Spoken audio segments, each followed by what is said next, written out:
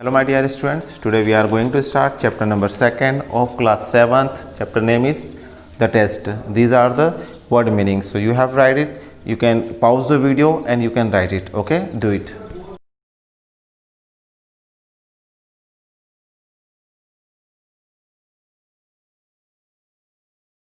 Hello my dear students, today we are going to start the chapter number 2, the test. Okay, आपने इसके hard words लिखे हैं और कोशिश कीजिएगा इन्हें लर्न भी करने कीजिए।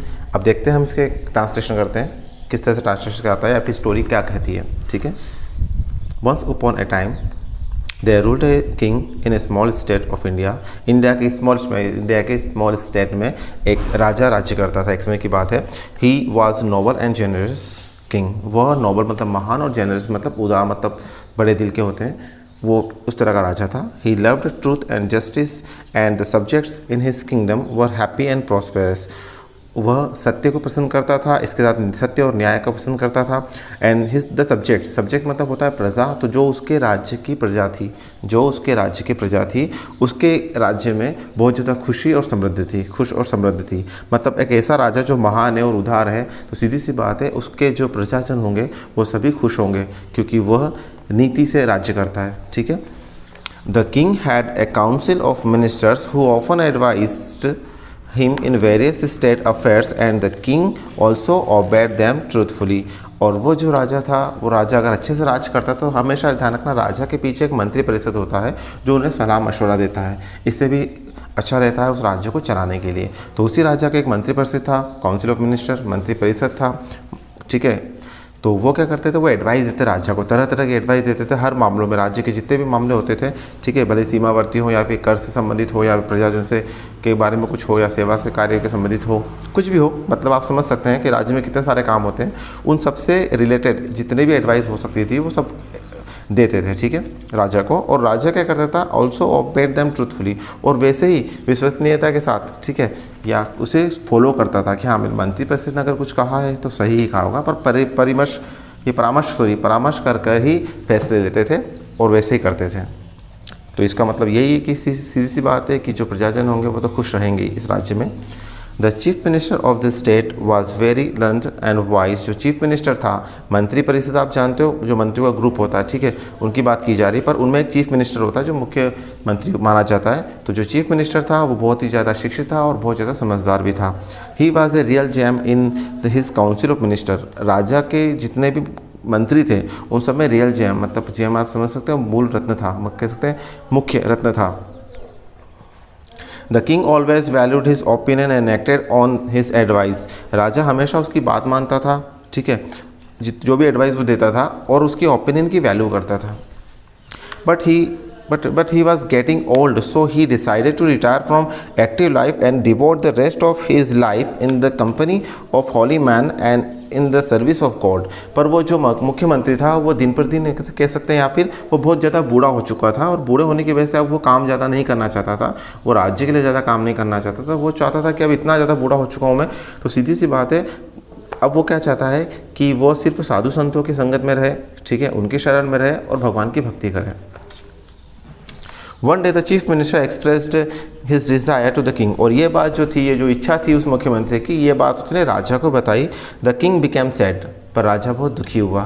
रीज़न आप जानते हैं, क्योंकि वो रियल जेम था उनके किंगडम का, कह सकते हैं उनके मंत्री परिषद का रियल जेम था, जिसकी वजह से राजा को दुखी हुई कि अगर इस तरह का इंसान, मतलब इतना मुख्य इंसान अगर मेरे पास नहीं रहेगा, ये चले जाएगा, तो फिर मुझे दिक्कत होगी राज्य संभालने में भी। He knew that it was very difficult to find a suitable man as wise as the chief minister to look after the state affair।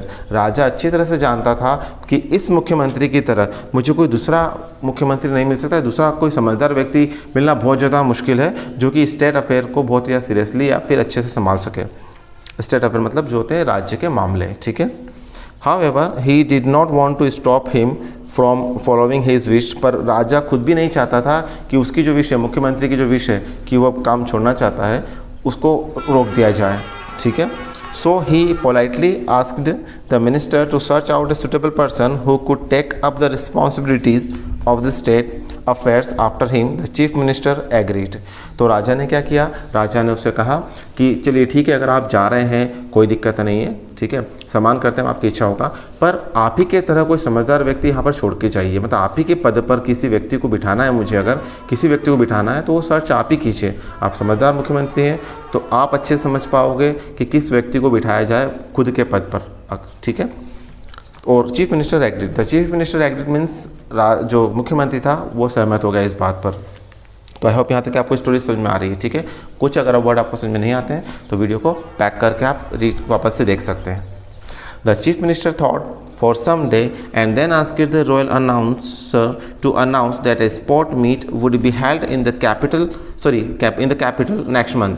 तो जो मिनिस्टर था उसने थोड़ा सोचने के बाद क्या किया, उसने जो रॉयल अनाउंसर था, मतलब जो संदेशवाहक होते हैं जो अलग अलग जाकर गाँव में जाकर जो ढोल नगाड़ों के साथ पीट कर लोगों को एकत्रित करते हैं और फिर वो जो राजा संदेश देता था, पुराने ज़माने में इसी तरह से राजा अपने प्रजा तक कोई संदेश पहुंचाता था तो वो पीटते थे, पूरा गांव के लोगों पे इकट्ठे होते थे एक चौपाल में कहीं पर, और वो फिर जो भी अनाउंसमेंट होता है राजा की तरफ से वो अनाउंसर उस मैसेज को सब तक पहुंचा देता था।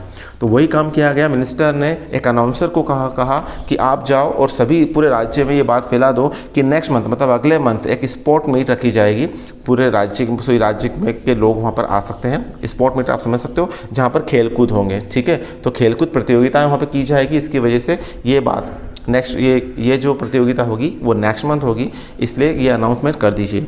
All the young man of the kingdom should take part in that meet, और हर एक जवान लड़के को उसमें पार्ट लेना चाहिए था या लेना था।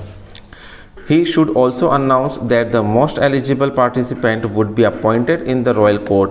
और उसने ये भी अनाउंस करवाया, मुख्यमंत्री ने ये भी अनाउंसमेंट करवाया कि अगर जो व्यक्ति जीतेगा, जो मोस्ट एलिजिबल होगा, प्लेयर होगा, पार्टिसिपेंट होगा, ठीक है, उसे रॉयल कोर्ट में अपॉइंट किया जाएगा। मतलब कोई जॉब दी जाएगी रॉयल कोर्ट में, मतलब शाही दरबार में कोई जॉब भी दी जाएगी। अब यहाँ पर रॉयल कोर्ट का आपको नॉर्मल तरीके से समझा दो, सरकारी नौकरी, ठीक है। The chief minister himself would जज the person from amongst all the participant, और इसे जज कौन करेंगे, खुद चीफ मिनिस्टर जज करेंगे किस व्यक्ति को बनाया जाए, ठीक है। The announcement sent a wave of excitement among the young man of the kingdom, और ये जो अनाउंसमेंट थी, ये जो घोषणा थी, राज्य के सभी जवान लड़कों के बीच में एक एक्साइटमेंट की लहर दौड़ चुकी थी इस अनाउंसमेंट को सुनने के बाद। Everybody interested to take part in the sport meet and serve the royal court. हर एक लड़का या फिर हर एक जवान लड़का कह सकते हैं, हर एक लड़का ये चाहता था कि वो इस स्पोर्ट मीट में पार्टिसिपेट करे और सेवा दे शाही दरबार में। So young man in large number of every nook and corner of the kingdom assembled in the capital to try their luck. तो उस राज्य के हर नुक्कड़ कह सकते हैं, हर चौराहे से या फिर हर कोने से, राज्य के हर एक कोने से लड़के आना इकट्ठे हो जाते हैं, ठीक है, in the capital to try their luck, अपने किस्मत को आजमाने के लिए उस राज्य के कैपिटल में एकत्रित होना स्टार्ट कर देते हैं। The chief minister asked his man to launch those participants in royal guest house and took after them well. तो चीफ मिनिस्टर ने जब सभी लड़के वहाँ पे इकट्ठे हो चुके थे तो एकत्रित होने के बाद सीधी सी बात है उनके रहने खाने की कोई व्यवस्था करनी थी। तो राजा ने अपने जो भी उनके जो मैन थे, जो भी सर्वेंट थे राजा मुख्यमंत्री के जो सर्वेंट थे, उन्हें कहा था कि इन सबको रॉयल गेस्ट हाउस में ठहराया जाए और उनकी अच्छी से देखभाल की जाए। All of them were allowed to spend their time in the way they liked, और हर किसी को ये छूट थी कि वो जिस तरह से अपना समय व्यतीत करना चाहे, क्योंकि स्पोर्ट मीट होने वाला एक मंथ बाद, ठीक है, और उसके पहले से आना स्टार्ट हो चुके थे। तो मुख्यमंत्री ने सबको अलाउ किया था, आप जो करना चाहते हो, अगर अभी तो फ्री टाइम हो, आप किसी चीज़ की प्रैक्टिस करना चाहते हो, आप आराम करना चाहते हो, कुछ खाना चाहते हो, जो भी काम करना चाहते हो आप, वो आप कर सकते हो। The young man in the royal guest house were quite happy, जितने भी यंग मैन थे उसमें, वो सभी के सभी खुश थे क्योंकि वो शाही मेहमान थे, ठीक है। They were getting good food and everything they needed without any cost, बिना पैसे के जो वो चीज़ चाहते थे वो उन्हें मिल रही थी और बहुत ही अच्छा खाना उन्हें प्राप्त हो रहा था या खाने को मिल रहा था। Some of them loved to spend their time in idle gossip, किसी को पसंद था अपना जो समय व्यतीत करना था उस समय तक का, तो किसी को गॉसिप करना पसंद था कि अब फ्री बैठे हुए हैं, चलो ठीक है गपशप मारते हैं। Some would love just to sleep away the day, और कुछ को सोना पसंद था। And some other spend their time in reading books, और कुछ को बुक्स रीडिंग करना पसंद था, तो बुक्स रीड करके अपना टाइम व्यतीत कर रहे थे। Meanwhile, the chief minister had asked a few of his trusted men to secretly keep a watch on the activities of these young men. पर इस दरमियान मुख्यमंत्री ने अपने सभी सेवकों को या कह सकते हैं सर्वेंट्स को ये बात कह रखी थी चुपके से कि तुम्हें बिना किसी को पता चले इन सभी लोगों पर ध्यान रखना है, इनकी एक्टिविटी पे ध्यान रखना है, कौन क्या कर रहा है इस पे ध्यान रखना है. Every day they would call a group of young man from amongst them, ask some simple questions and would send them back after selecting any only one of the participant. अब पूरे महीने तो उन सबको रखा नहीं जा सकता था क्योंकि उसमें तो कुछ काबिल थे और कुछ नहीं भी थे. तो जो नहीं थे उन्हें निकालने के लिए क्या किया गया, रोज़ की रोज़ वो किसी तरह के कोई क्वेश्चन का कंपटीशन रखते थे, कुछ क्वेश्चंस पूछते थे, ठीक है, छोटी मोटे कुछ एक्टिविटी करवाते थे. अगर वो उसमें फेल हो जाते थे तो उन्हें समझ लिया जाता था कि अभी इस काबिल नहीं कि बड़ी भी स्पोर्ट मीट में शामिल हो सके. तो ये एक तरह का एक सिलेक्शन का रूटीन था उनका कि इस तरह से सिलेक्ट किया जाएगा कौन कौन पार्टिसिपेंट करेगा स्पोर्ट मीट में. तो धीरे धीरे करके उनमें से किसी एक को सिलेक्ट किया जाता था. Many days passed in this way and at last only a few of them were left. और आखिरकार वो बहुत सारे दिन बीत गए इस दरमियान, महीने भर के आप मान सकते हो.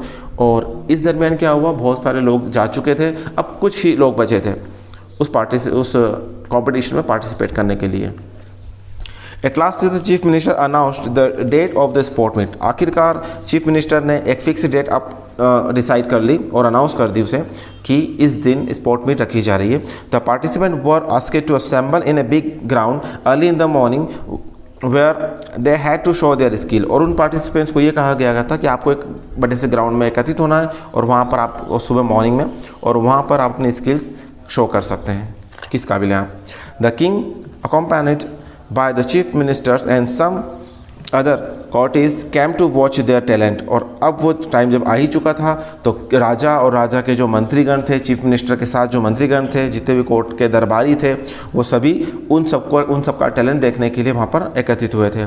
All the participant knew well that it was only their only test before one of them could get a good job in royal court. Therefore each of them was eager to do his best. हर participant, हर प्रतिभागी ये बात अच्छे से जानता था कि ये एक तरह का सुनहरा मौका या इस तरह का कोई लास्ट मौका है जिसे उसे खोना नहीं चाहिए. यही एक मौका है जिसकी वजह से रॉयल कोर्ट में उन्हें नौकरी मिल सकती है. तो हर कोई अपना बेस्ट देना चाहता था. They participated in different games. हर जो पार्टिसिपेंट थे उन्होंने अलग अलग गेम्स में पार्टिसिपेट किया. None of them were inferior to the other in any case. कोई भी एक दूसरे से किसी भी मामले में कम नहीं था. Nevertheless the first 3 winners of every game were retained for next round. At last there were only 15 candidates left. और हर एक गेम में क्या होता था, जो भी हम कोई गेम खेलते हैं उसमें फर्स्ट सेकंड या थर्ड आते हैं, ठीक है, और बाकी नहीं आते हैं. तो फर्स्ट सेकंड थर्ड की बात की जाए तो हर गेम में से फर्स्ट सेकंड थर्ड को सिलेक्ट कर लिया जाता और बाकी बाहर हो जाते थे. अब इस तरह से 15 टोटल कितने बचे थे, 15. पूरे राज्य में से इतने सारे लोग आए थे, इतने सारे लड़के आए थे, पर उनमें से अब सिर्फ लास्ट मोमेंट में बचे 15. ओके, सिर्फ 15 candidates. The last event of the day was a marathon race. तो अब जो लास्ट इवेंट था उस दिन का वो थी मैराथन रेस, मतलब इन 15 के बीच में एक रेस होनी है.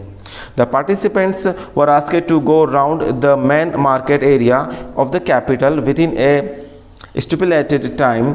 The winner of the race would get the coveted appointment.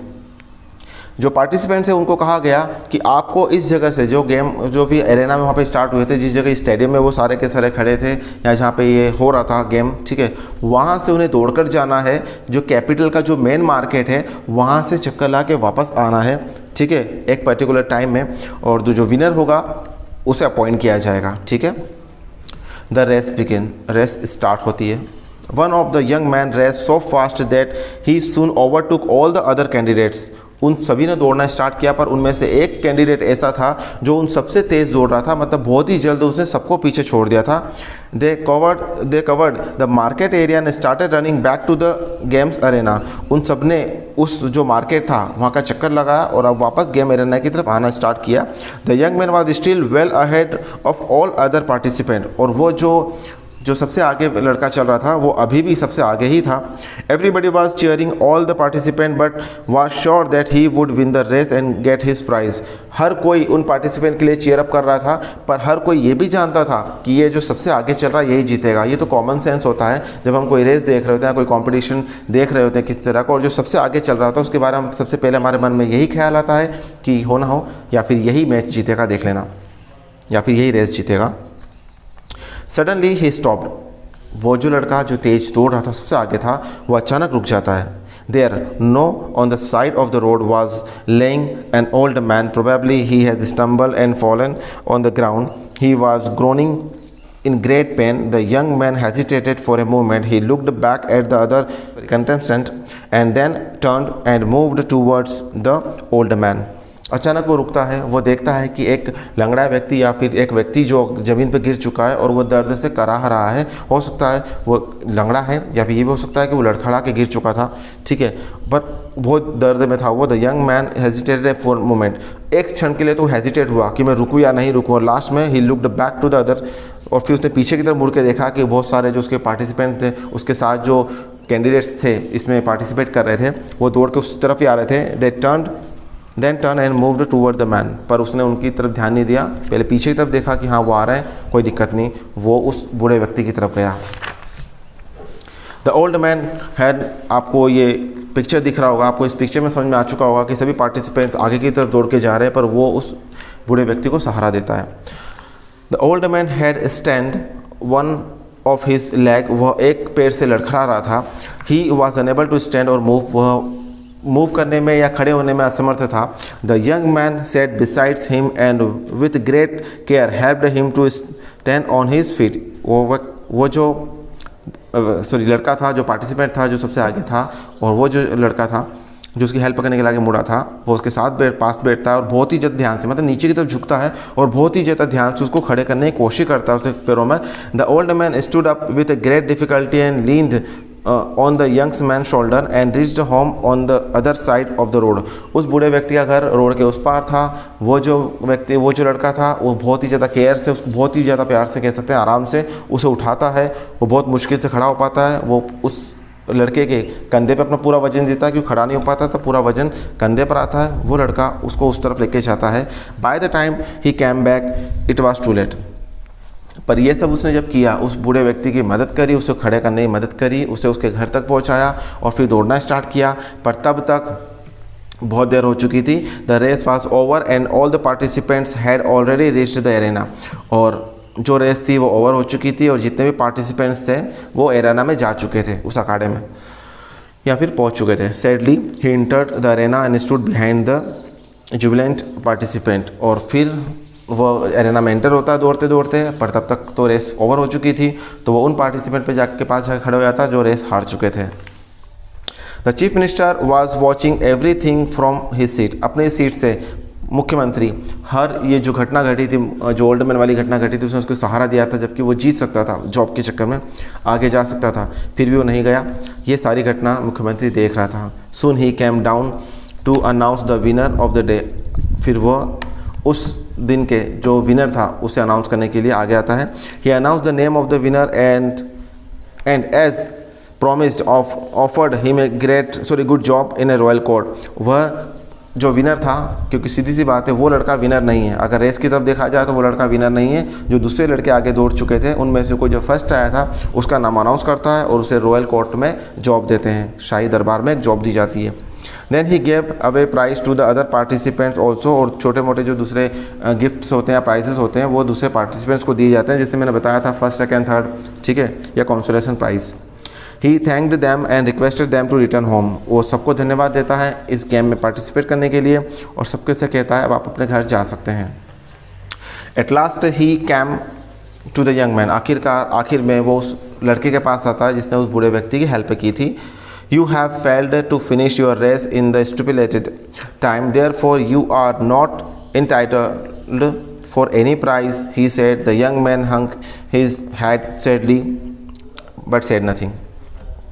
वो जो लड़का था उसे वो मुख्यमंत्री कहता है कि आप इस रेस में फेल हो चुके हो, आप जो पर्टिकुलर टाइम होता है उसमें नहीं आए थे, इसकी वजह से आप फेल हो चुके हो, तो आपको कोई प्राइज़ नहीं दिया जा सकता, इसके लिए माफ़ी चाहेंगे। और यही बात सुनकर ये तो पता था यंग मैन को भी कि मैं नहीं जीता हूँ, वो अपना सर नीचे लटकाता है दुख से और पर कुछ कहता नहीं है। You were running so fast that you were sure to win the race, then why did you lose that golden chance, the chief minister asked again. पर चीफ मिनिस्टर उससे बात पूछता है कि तुम रेस में सबसे तेज़ दौड़ रहे थे, तुम रेस में सबसे तेज़ अगर दौड़ रहे थे, तुम ये गोल्डन चांस फिर तुमने क्यों छोड़ा? तुम श्योर थे कि तुम ये रेस जीत जाओगे, हम सब श्योर थे कि तुम ये रेस जीत जाओगे, उसके बावजूद भी तुमने गोल्डन चांस क्यों खोया? The young man stopped, he looked back the chief minister for some time and then said, the older man on the road was also somebody's father. It was more important for me to help someone in need. वो जो लड़का जा रहा था वो पीछे तरफ मुड़ता, जब ये मुख्यमंत्री से कोई क्वेश्चन पूछता है ये वाला, वो मुड़ता पीछे की तरफ और फिर उन्हें आंसर देता है कि वो जो बूढ़ा व्यक्ति था, old man was road already somebody's father, कि वो जो बूढ़ा व्यक्ति था जिसकी मैंने हेल्प की थी वो किसी के पिताजी थे।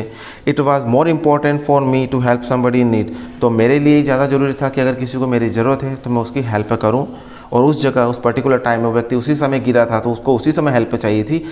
उसका कहने का मतलब ये था कि मेरे रेस जीतने के बाद वापस भी आ सकता, जब तक तो वो और दर्द से करा था, इससे बेटर ये था कि मैं उसी टाइम उसकी हेल्प करूँ। If I failed to do my duty, then how could I expect some other person help my old father when he is in need? पर अगर मैं किसी की मदद नहीं करता हूँ तो फिर मैं किसी से कैसे एक्सपेक्ट कर सकता हूँ कि कोई मेरे पिताजी की हेल्प करेगा? अगर मेरे पिताजी को कभी इसी तरह रोड पे या कहीं पर भी ज़रूरत पड़ती है किसी व्यक्ति की, और अगर वो व्यक्ति हेल्प नहीं करेगा तो मुझे भी कैसा फील होगा। इसलिए मैंने हेल्प करी ताकि ये हेल्प धीरे धीरे करके लोगों में अच्छी एक सोच जगाए और कहीं ना कहीं वो भी मेरे हेल्प करें पिताजी की अगर ज़रूरत होती है तो। The chief minister's eyes sparked, जो चीफ मिनिस्टर की आंखें थी वो चमक उठी। However he said nothing and asked the young man to go, उस समय वो कुछ नहीं कहते हैं और यंग मैन को जाने के लिए कह देते हैं, ठीक है। The next day a messenger of the king's court came to the man and gave him a letter from the king. अब ध्यान से सुनिएगा, नेक्स्ट है अगले ही दिन एक मैसेंजर उस लड़के के पास जाता है जो रेस में हार चुका था, जिसने बूढ़े व्यक्ति की हेल्प की थी। वो उसके घर मैसेंजर जाता है, उसे एक लेटर देता है जो राजा की तरफ से था। He read the letter which said, उस लेटर को वो पढ़ता है, इसके अंदर कहा गया था The real aim of the sport meet was not only to test the talents of the participants but also moral character। ध्यान दीजिए, उस लेटर में कहा गया था कि ये जो स्पोर्ट मीट रखी गई थी इसका रियल जो एम था, जो मुख्य मकसद था, वो सिर्फ इतना नहीं था कि हम आपको टेस्ट करें, बल्कि इसका सिर्फ आपको टैलेंट को टेस्ट करना नहीं था, बल्कि हम आपके मॉरल कैरेक्टर को भी टेस्ट कर रहे थे। मतलब पार्टिसिपेंट के मॉरल कैरेक्टर, जो नैतिक चरित्र होता है हमारा, उसे भी चेक किया जा रहा था, उनका नैतिक चरित्र कैसा है। ठीक है, फिजिकली तो आप तेज़ दौड़ के जीत गए, पर नैतिक चरित्र कैसा है ये भी देखा जा रहा है। Actually I am in need of a man who has not only physically abilities but also qualities of heart like my compassion, pity, sympathy and kindness, so that he can look after my subject and work selflessly for their welfare।